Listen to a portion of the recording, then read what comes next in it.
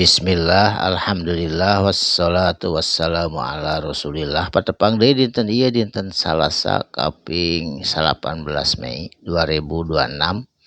Masih dina surat Al-Mu'minun ayat ka 62 na. A'udzubillahi minasyaitonir rajim. Bismillahirrahmanirrahim.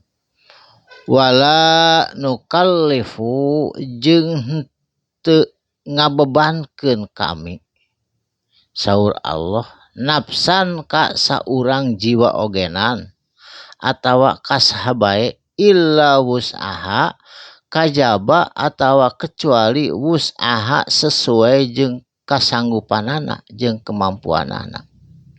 Jadi Allah moal ngabebankeun kecuali sesuai jeung kasanggupanana.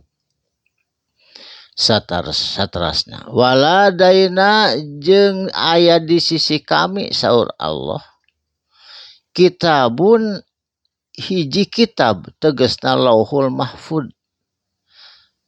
yang tiku anu berbicara atawa ngebrehkeun tutulisan dina eta lauh mahfud bil haqi kalayan benar.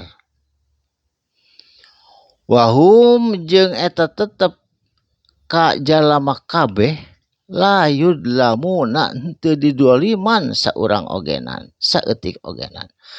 Anu disiksa eta mah amaliyah ku kadorakanana, anu menang pahala oge amaliyah ku kasayanana. Teu aya nu doliman kecuali dolim ka dirina sorangan. Saterasna balita tatapina kulubuhum itu hate-hate jama-jama selalu ingkar kana kebenaran, resep ngagugu kana hawa nafsuna. Sehingga itu jama-jama fi gomrotin aya dina kesesatan min hada tina ieu aturan Quran atau agama Allah. Walahum jeung eta tetep pikeun itu jama-jama malum min duni dalik pagaweanana selain anu diputuskeun ku Allah. Jadi selain aturan Allah min duni dalik teh.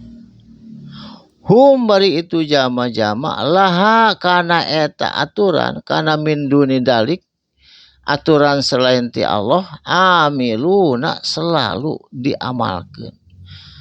Nyembah seuneu, nyembah berhala, acong-acongan, percaya ka dukun selalu diamalkeun. Padahal eta teh min duni dalik selain ti ketetapan Allah atawa eta teh selain ti aturan anu hak anu bener ti Allah min duni dalik.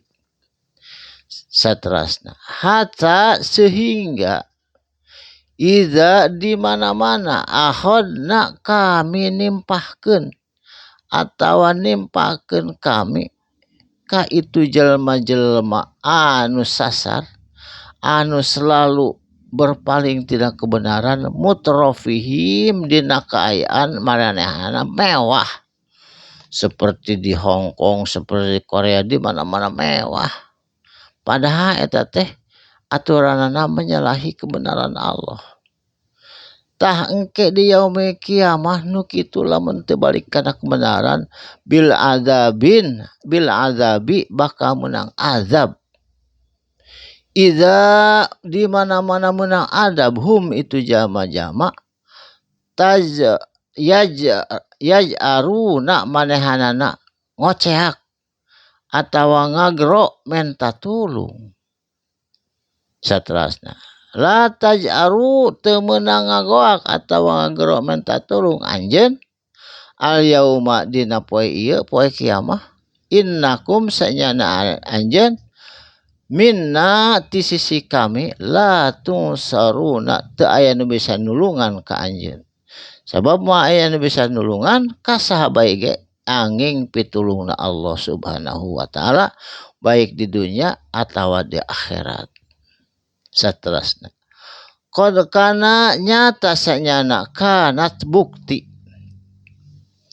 ayati kana ayat-ayat kami saur Allah tutla alaikum anu dibacakeun ka anjeun kabeh fakuntum maka bukti anjeun kabeh ala aqabikum kana eta ayat teh sok nongongan sok tara make aturan anu tos tertera dina Quran. Tangkisuna bari berpaling tina kebenaran. Jadi jama-jama teh kalau lobaanana mah nongongan Al-Qur'an teu hayang kana hukum-hukum Allah anu tos ditetapkeun, tangkisuna bari berpaling tina kebenaran. Mustakbirina marehanana takabur sombong teu ngarasaieun urang teh diciptakeun ku Allah hare-hare we sesuai jeung karesepna hate bihi kana eta aturan Allah.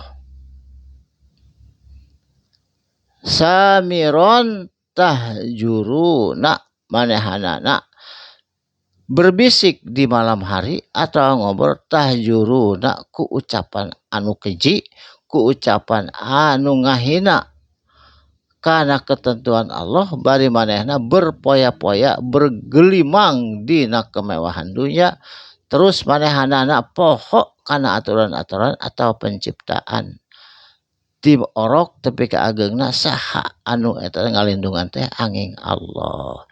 Tah hade urang mah mudah-mudahan emut yen urang teh aya nu nyiptakeun aya nu ngarizkian eta teh Allah Subhanahu wa taala, bakal kembali ke Allah dengan perhitungan hisaban sesuai teu didoliman saeutik ogeran ku kalakuan urang masing-masing keur aya di dunya. Barakallahu li wa lakum, mugi aya manfaatna. Shadaqallahul azim. Wassalamualaikum warahmatullahi wabarakatuh.